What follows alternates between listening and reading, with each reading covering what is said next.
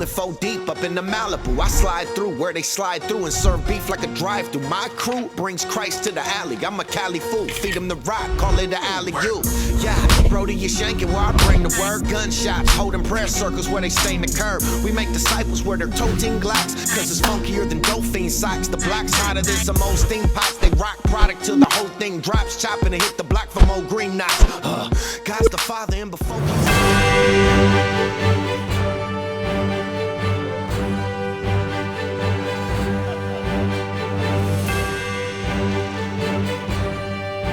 the President-elect of the United States of America, Donald Trump. To all Republicans and Democrats and independents across this nation, I say it is time for us to come together as one united people. This is not the outcome we wanted or we worked so hard for. We must accept this result and then look to the future. Donald Trump is going to be our president. We owe him an open mind and the chance to lead. And I love this country. Thank you. Thank you very much.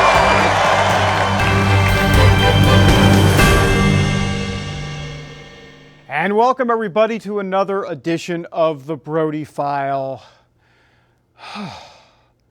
Donald J. Trump, President of the United States, and I'm going to say it one more time for effect so it can all sink in. Donald J. Trump, President of the United States. Here he is, the acceptance speech. Now it's time for America to bind the wounds of division. Have to get together. To all Republicans and Democrats and independents across this nation, I say it is time for us to come together as one united people. Unbelievable. Can you believe that he's actually president of the United States? It's going to happen January 20th. Meanwhile, Hillary Clinton supporters, a different scene in New York. There were tears, sadness, people walking out, disbelief. Hillary Clinton, though, trying to strike an optimistic tone. We have seen that our nation is more deeply divided than we thought. But I still believe in America, and I always will. And if you do, then we must accept this result and then look to the future. Donald Trump is going to be our president. We owe him an open mind and the chance to lead. Scripture tells us, let us not grow weary in doing good, for in due season we shall reap if we do not lose heart. So my friends, let us have faith in each other. Let us not grow weary. Let us not lose heart. For there are more seasons to come, and there is more work to do. Well, you got to feel for Hillary. It was a classy speech, by the way, by Hillary Clinton. But what happened? How did Donald Trump do this? Let me give you one line, and that's all you need to know. Evangelicals brought Donald Trump into the White House. Why? Here are the numbers. Let's explain. Take a look. It's pretty impressive. First of all, in 2016, this year, Donald Trump got 81% of the white born-again evangelical vote. Hillary Clinton, 16%. So that means that 27 million evangelicals voted for Trump in 2016. In 2012, by the way, Mitt Romney got 78%, Barack Obama 21%, which meant in 2012, 23 million evangelicals voted for Romney. So we do math here at the Brody File. Bottom line, 4 million more white born-again evangelicals voted for Trump in 2016 than Romney in 2012.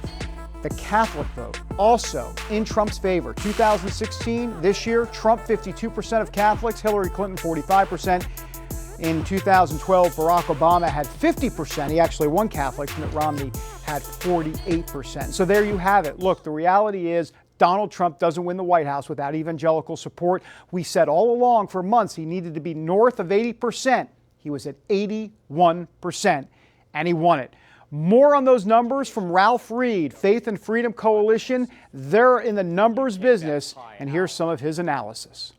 You know, it's pretty astonishing. I mean, to have Donald Trump get 81% of the evangelical vote, which is higher than Ronald Reagan got, it's higher than George W. Bush got, and to have Hillary Clinton get a lower share of that vote than Michael Dukakis got is pretty extraordinary. They viewed Donald Trump as the agent of change. I think that was number one. I think number two, the second thing that our poll shows is that on the issue of the sanctity of life, traditional marriage, religious freedom, support for the state of Israel, the need to appoint judges who will interpret the law and not legislate from the bench, who will show respect for the Constitution.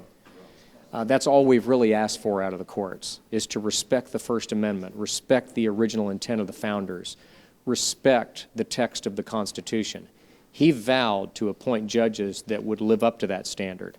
Ralph Reed dissecting the numbers. Also part of our dissection experience here on the Brody File, Jay Sekulow from the American Center for Law and Justice. He made an appearance actually with me and Pat Robertson on the 700 Club recently, where he talked about the James Comey impact and what should happen with him, and also some interesting comments about cabinet picks. Have a look.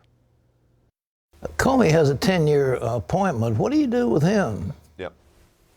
Ask him to resign. How about that, Pat? Ask him to resign. Congress comes in immediately and does an oversight hearing and maybe an impeachment hearing. What James Comey did was incorrect to the American people and unlawful in my view. He implicated the Department of Justice and the FBI 3 times in the election for President of the United States. And whether you're a Republican, a Democrat, or independent, it doesn't matter. That is not the role of the Justice Department. 3 times he engaged the American electorate during a presidential election. That is outrageous. It should not be tolerated. He should go, period. Senator Sessions is going to have, frankly, I think Senator Sessions has any role he wants. He could be Secretary of Defense. He could be the Attorney General of the United States. There's a lot of roles for him. I envision something like this. I think Jeff Sessions, clearly, as you said, is going to get a major role, maybe at the Justice Department. He would be, by the way, as a senior ranking member of the United States Senate, former Attorney General from Alabama, a well-experienced lawyer. He's the kind of guy that could fix the Justice Department. I think that's one of the top jobs here. I think you're going to be looking at Rudy Giuliani, our friend from New York, probably ends up with something like Homeland Security. I mean, that's a big portfolio right now. Ben Carson could end up with, who knows, the Department of Education, HHS. He may be the one tasked with the whole repeal of Obamacare. Jay Sekulow, by the way, speaking of type A, Jay type A. I'm a little type A, but Jay ramping it up. All right, when we come back, Jennifer Wishon, a.k.a. Jenny in the B Block, will be here in the B Block to discuss President Obama and, whoops, so much for that legacy going forward. Back in a moment. And welcome back, everybody, to the Brody File. Look, we showed those Hillary Clinton supporters, and they were kind of in tears. Well, the president, I don't know if he's in tears, but it was a tough pill to swallow for sure. With more on that, we've got Jenny. You know where she is. She's in the B Block. I'm right here. You go, girl. And Jennifer Wishon. Jenny or Jennifer? What would you like? I'm in the B Block. Let's just stick with Jenny. That sounds good. I like how you're dancing and then all of a sudden you're here, which is impressive. You go, girl. Yeah, well, thank you, I think. President Obama, what was your sense of how he came out and kind of handled this? This is a tough pill. Yeah, it was an incredibly tough pill for him to swallow, the toughest of his life. But, you know, President Obama is still a leader of our nation, and this was one of the most important speeches that he'll probably make this year. The statement that he made coming out of this historic election, not the kind of history he was hoping to make, but I think he really set a positive tone. He said, look, you know, when I came to office, I didn't agree with George W. Bush. George W. Bush certainly didn't agree with me, but he made sure that there was a seamless transition, and that's what I intend to do for Trump. The president said something, I tweeted it, which I thought was kind of brilliant. He said, democracy is hard and sometimes contentious and noisy, and it's not always inspiring. And I thought that really summed up in a very nice way kind of what we've been through on both sides of the aisle. And so I also tweeted, can I get an amen? And, of course you did. Yes. Of course you did.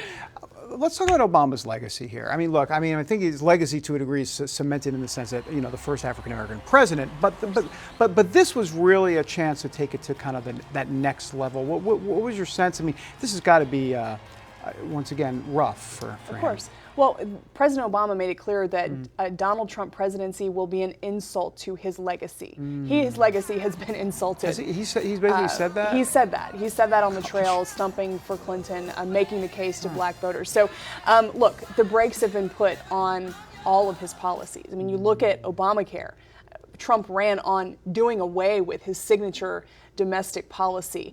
Trump ran on basically doing away with the Obama foreign policy doctrine that really has been radically different from what we've seen from other presidents in recent history. So, the brakes have been slammed, and voters kind of punched the gas on course correction, if you will. And so, you're right. The president, his legacy is cemented because it is historic in its own right. But yeah. Right. To be continued. Speaking about to be continued, we have about 30 seconds or so for your answer. So if you could keep it to 30 seconds or less, Jenny. But of course, I'll have a 45-second question, which is what else is new.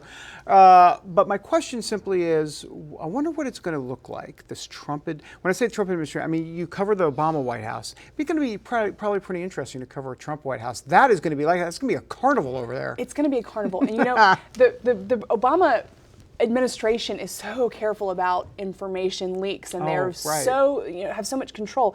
Well, you have Donald Trump, who, I mean, is he going to be in the Oval Office tweeting? Is he going to be in the residence tweeting, in the middle of the night? So it's going to be fascinating, especially to see how he interacts with the press. I am looking forward to that. Me too. Jenny, thanks so much. Thank you. Appreciate it. All right, keep on dancing, by the way. All right, when we come back, not Jennifer, or not Jenny, but it's Jenna. There's a lot of stuff going on with the J and the whole... It's a good name. Yeah, the B&B segment, which is, so clever. B&B, get it? All right, anyhow, more of that. She's here, Jenna, in a minute. And welcome back, everybody, to the Brody File. All right, time now for my favorite segment. On this segment, I love this segment. Why? Because I get paid more. It's time for B&B.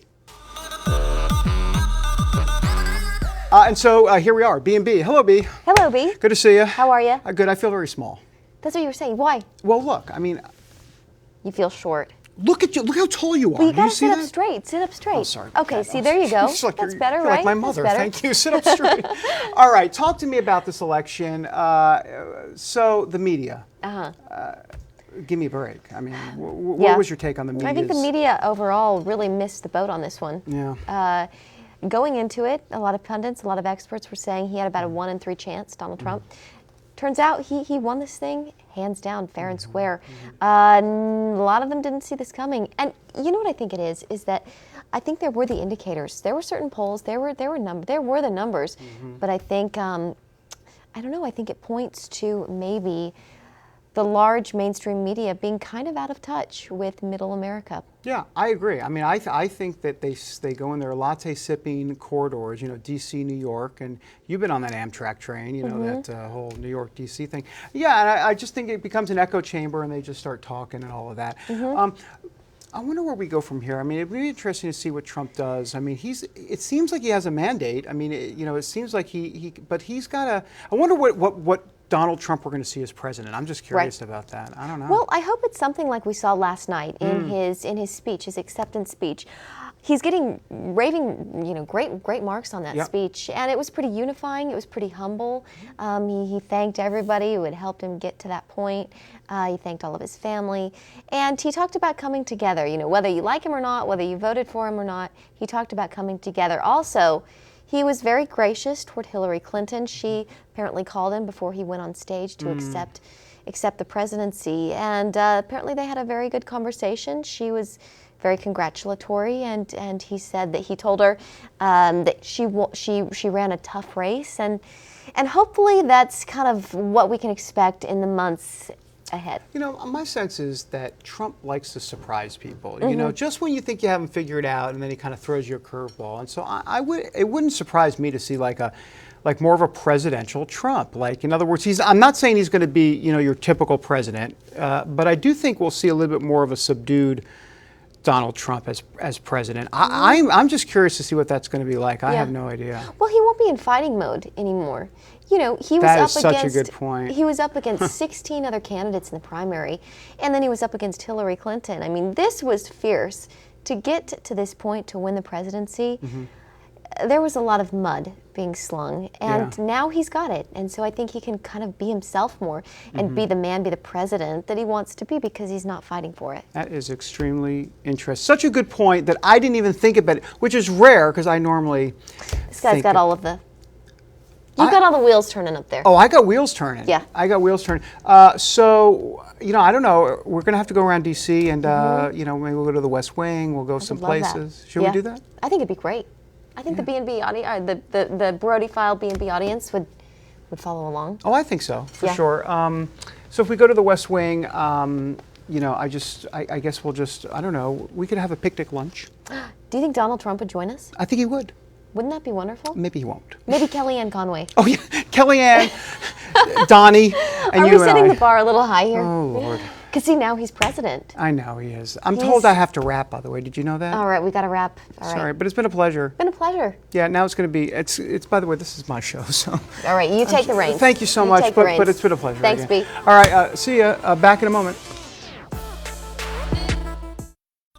And welcome back, everybody, to the Brody File. Look, now that we're past the election, time to move into the detox portion of the program, if you will. We all need to take a deep breath, get some counseling. Racial reconciliation, a huge issue in this country. Amber C. Strong spoke to Bishop Angel Nunez. He's an activist, especially as it relates to the Hispanic community and what can be done along those racial reconciliation lines. Amber has more in this interview. So we are joined today on this very historic week here in the United States with Bishop Angel Nunez of the Multicultural Prayer Movement. Bishop Nunez, thank you so much for being on the show today. Thank you for having me. Wow, I mean, what an historic evening.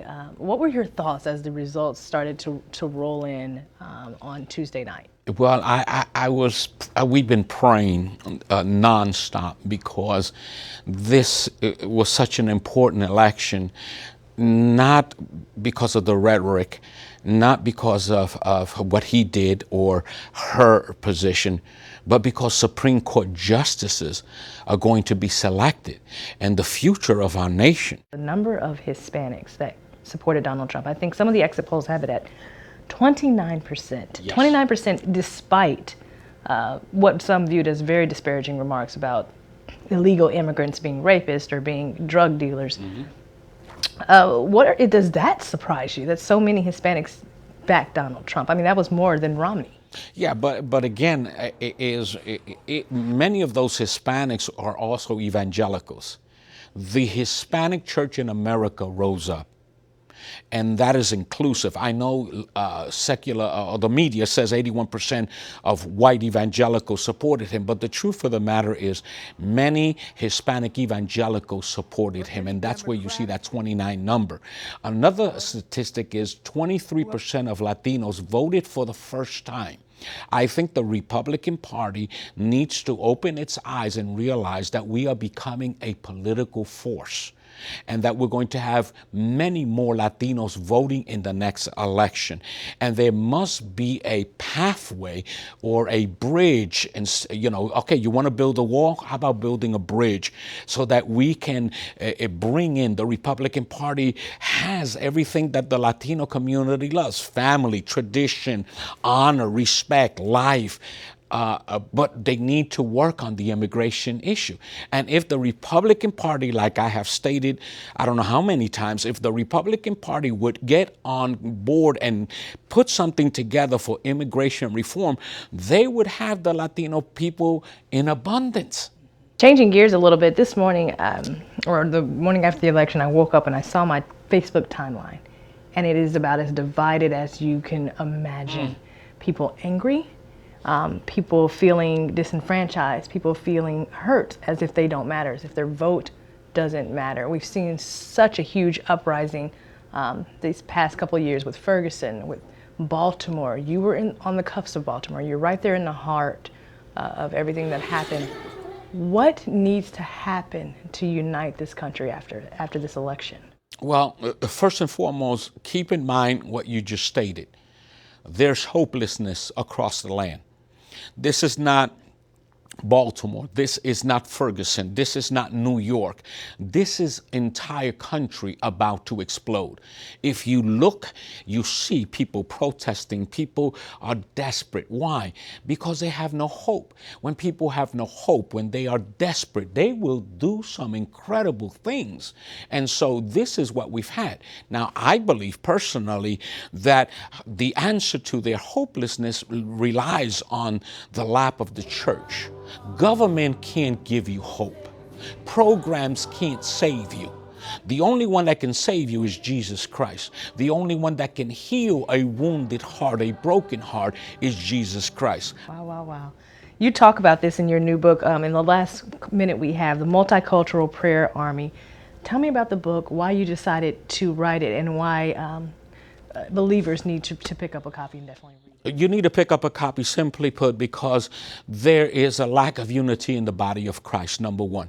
If there is disunity, if there is sin among us, how can we then complain and protest against the politicians if there's sin in the house of God? We need to remove the sin. We need to come together. Blacks are praying, whites are praying, Hispanics are praying, Asians are praying, but we're not praying together. Everybody's doing their thing. We need to stop building our kingdom, and we need to come together. The book is a pathway. It's a revelation. It's an input. It shares my heart and what God taught us to do.